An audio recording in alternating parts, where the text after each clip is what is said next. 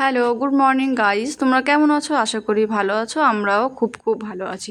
তো এখন হচ্ছে একদমই আর্লি মর্নিং। এখন বাজে হচ্ছে প্রায় 5টা। তো এখন আমরা বেরোবো। বেরোনোর জন্য সবাই রেডি হয়ে গেছি। এখন আমরা যাচ্ছি বকখালি। তো আমাদের ট্যুর আছে, দুদিনের ট্যুর, তাই আমরা ব্যাগপত্র নিয়ে সব গুছিয়ে নিয়েছি। এখন আমরা ওয়েট করছি এখনও দুজনের জন্য। এখনও ওরা দুজন এসে পৌঁছায়নি। ছেলেদেরও যে এত টাইম লাগে এটা প্রথমবার জানলাম। তো ওরা এখন চলে এসছে প্রায় 1 ঘন্টা অপেক্ষা করার পর।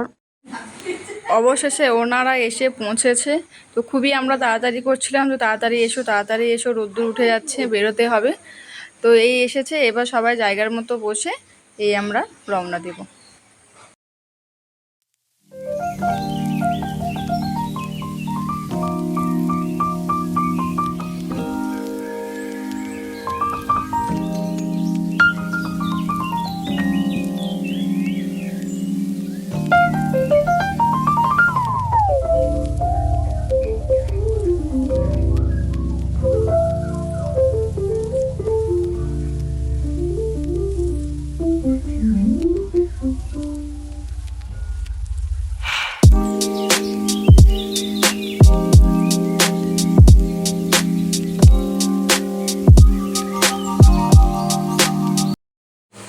তো চলুন, আমরা ঝগড়া ঝামেলা করার পরে সবাই জায়গায় মতো বসে গেছি। এবার আমাদের গাড়িটা ছেড়ে দিয়েছে।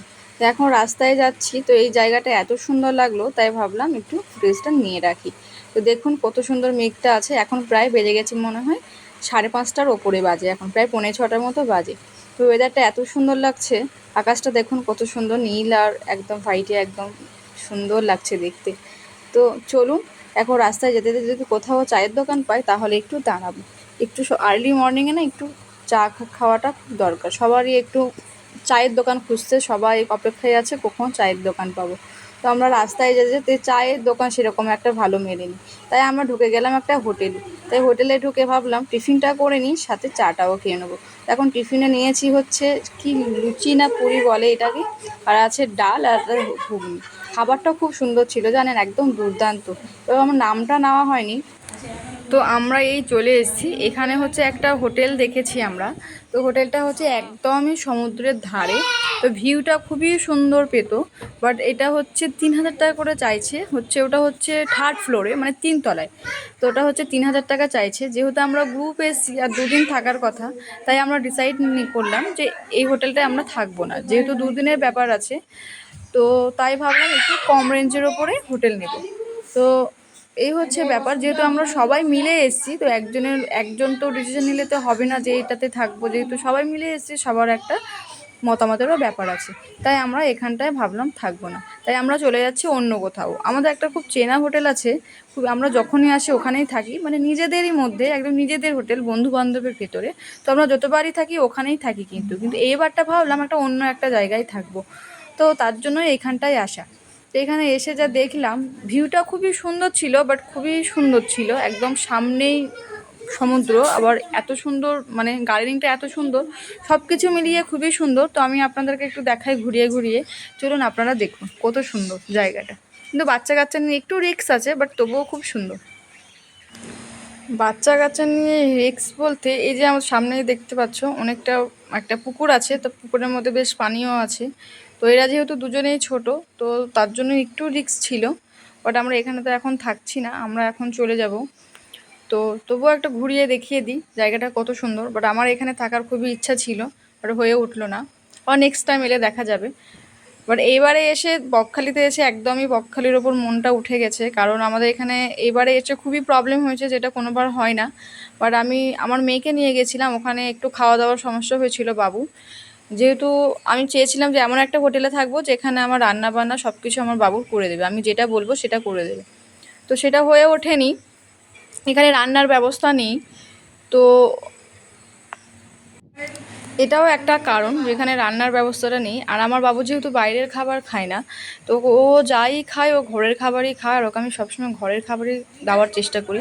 তো আমরা ভেবেছিলাম হয়তো আমাদের রান্নাটাও করে দেবে, তার সাথে আমার মেয়ের রান্নাটা করে দেবে। তো এসে দেখলাম এখানে রান্নার কোনো ব্যবস্থাই নেই, এটা হচ্ছে খুব বড় একটা সমস্যা। তো আমরা যেখানে এখন যাচ্ছি সেখানে হচ্ছে রান্নার কোনো সমস্যা নেই। আমরা যদি বলি খাবো তাহলে ওরা করে দেবে, আবার বাবুর খাবারটা ওরা খুব সুন্দর করে করে দেবে। তো আগের বারে গেছিলাম তখন হয়তো বাবু ছিল না, বাট আমরা ওখানে রান্না মানে রান্না করে দিয়েছিল, আমরা খেয়েছিলাম, তাই আমাদের এতটা সমস্যা হয়নি।